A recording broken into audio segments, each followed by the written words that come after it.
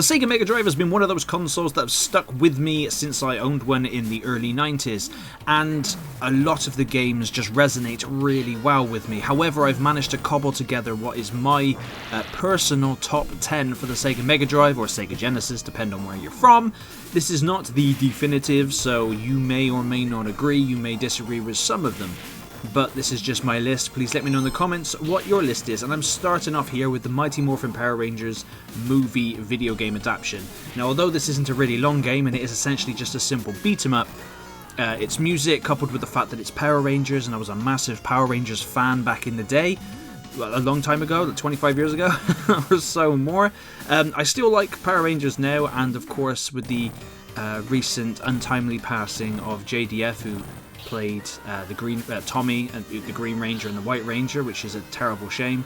You know, there's never been more of a call to go back and revisit the games, and this game essentially is very simple. It's not got elaborate combos. It's only 6 stages long, like I said. Like 3 of them aren't even from the film, which is really bizarre, but you can choose to be one of the 5 Rangers, and yeah, and fight as the Zord as well in boss fights, which is pretty cool.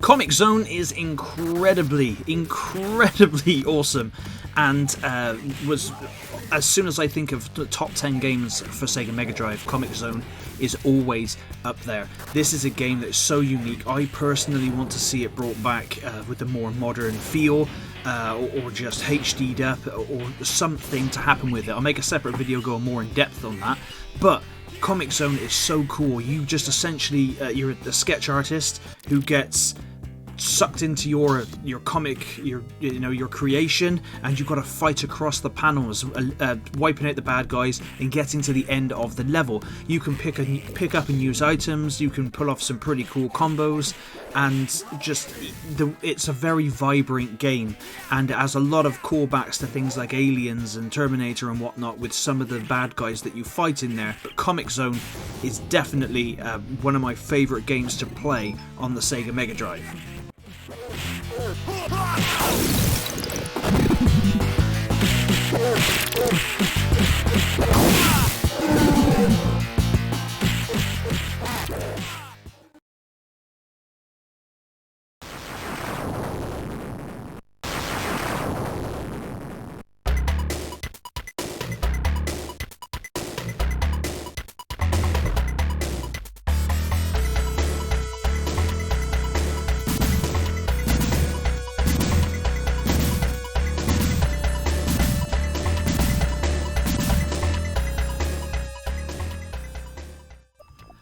Dr. Robotnik's Mean Bean Machine may not be the game that people may put on their top 10 lists, but much like with Dr. Mario on Nintendo systems, I love these style of games, these match 4 kind of games. It's a real, I don't know, it's just a stress-free kind of game.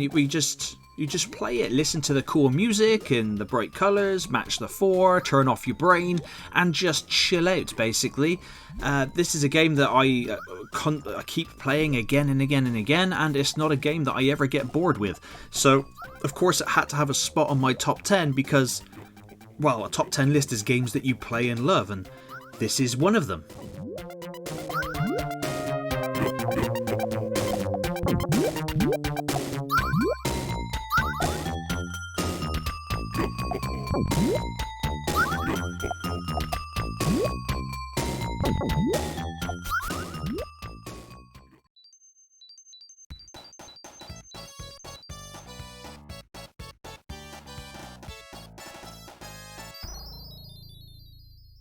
Sonic the Hedgehog 2 is the first Sega Mega Drive game that I ever owned and played, and it is a game that I consistently keep playing. I have made several videos and I've mentioned Sonic the Hedgehog 2, and I have beaten it again and again, and it's just one of those games with infinite replayability. It is such a good, fast-paced platformer, and one that I don't think Sega has topped in the 2D Sonic market. You know, of course, with Sonic Frontiers, I think Sonic Frontiers is the best 3D Sonic game and one of the best Sonic games ever made. But Sonic 2, I think for me personally, is the best Sonic game ever made. And of course, I may be alone on that hill, but I will die on that hill. But definitely, if there is a Sonic game you haven't played and you were thinking of playing the older ones, I mean, I don't know who hasn't played the Sonic games, but Sonic the Hedgehog 2 is definitely the right starting point.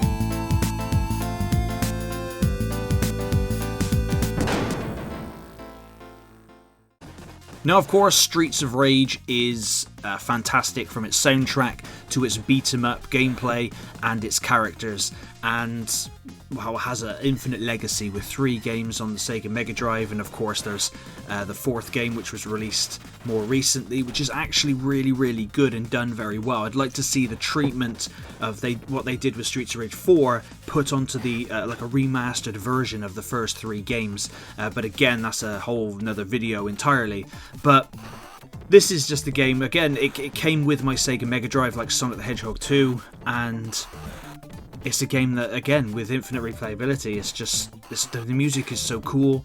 The bad guys are, well, I mean, it's a beat 'em up, so some of them can cheese the hell out of you.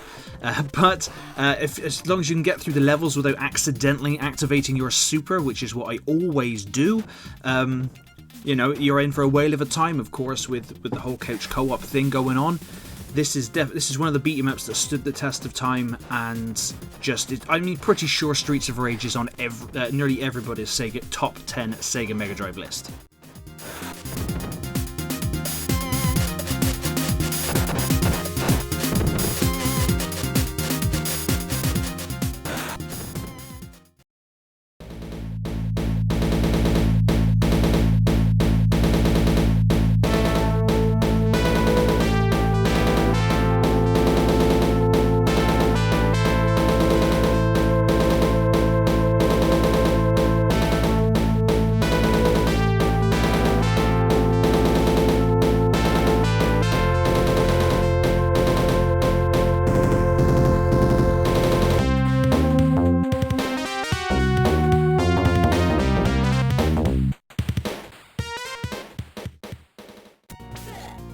Golden Axe 2 takes the next spot on my top 10 list, and although I have a massive affinity for the first Golden Axe as the one I played the most, Golden Axe 2 just obviously tweaks a bit more of the combat and just a bit more of the world, and just as an amazing soundtrack, and the intro, the whole intro, like cinematic, I suppose, is so awesome with the music, and then it goes into that really groovy title music. The Golden Axe games are so cool, and it's such a shame that this series pretty much died on the Sega Mega Drive, along with a lot of other game series. And I know they rebooted it into like a 3D action game, and it didn't really work. But if you was to bring back the Golden Axe games, a proper fourth one, or remaster the first 3 all modern, I'm sure it would go down an absolute storm and be just like one hell of a trilogy to revisit.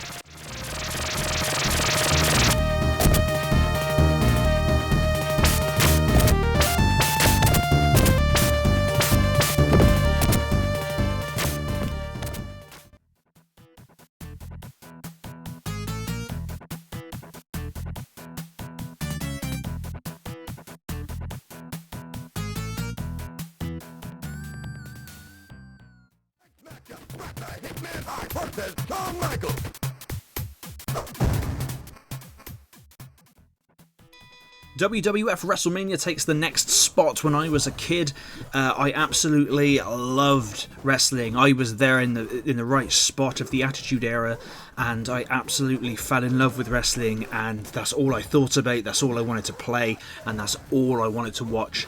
And WrestleMania is just such a great arcade game. It's just beat the living crap out of other people, and you get to play as my favourite wrestler, Bret the Hitman Hart.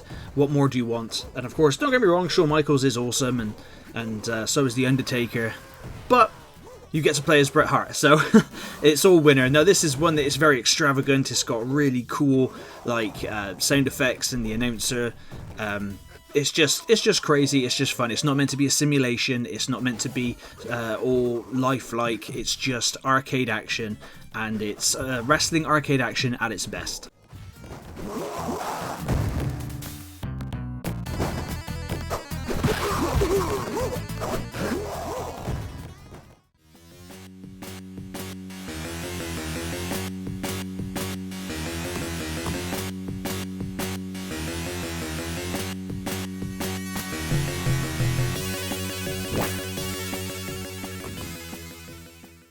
Maximum Carnage is the Spider-Man game that, well, it's just adapted from the comic book, which is my favourite Spider-Man comic book.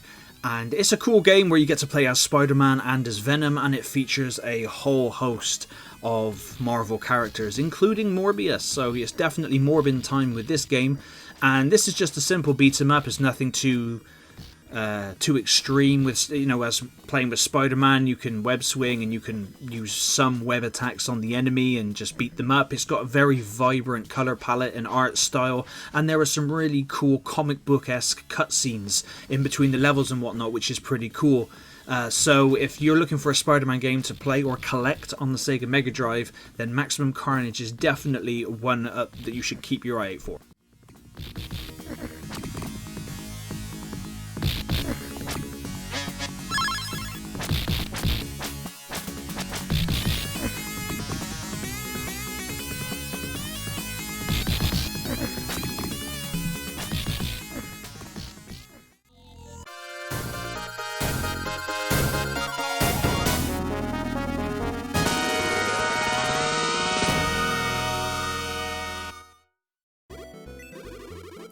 The Sega Mega Drive, unfortunately, doesn't have as many RPGs or JRPGs as the Super Nintendo had, but it does have the Shining Force series, and of course Shining in the Darkness and Phantasy Star. However, on my top 10 list, I've gone with Shining Force 2, because this combines JRPG roaming around, going to shops and talking to NPCs and whatnot, with some strategy style combat, just like the Fire Emblem games. And this is where it gets really cool, is because where it just mixes them together. You have two different play styles that aren't often always put together, and yeah, it's got a really great art style. It's got a very, the colors pop, which wasn't usually a thing back in the day, as when games are very colourful and whatnot, they stand out, like Comix Zone and Maximum Carnage. But with Shining Force, I really enjoyed playing through it back in the day, and I think I'm going to be doing some playthroughs coming up soon, hopefully, of the Shining Force games and Shining in the Darkness. But definitely this is a cool RPG, and one that is definitely worthy of a spot on my top 10 list.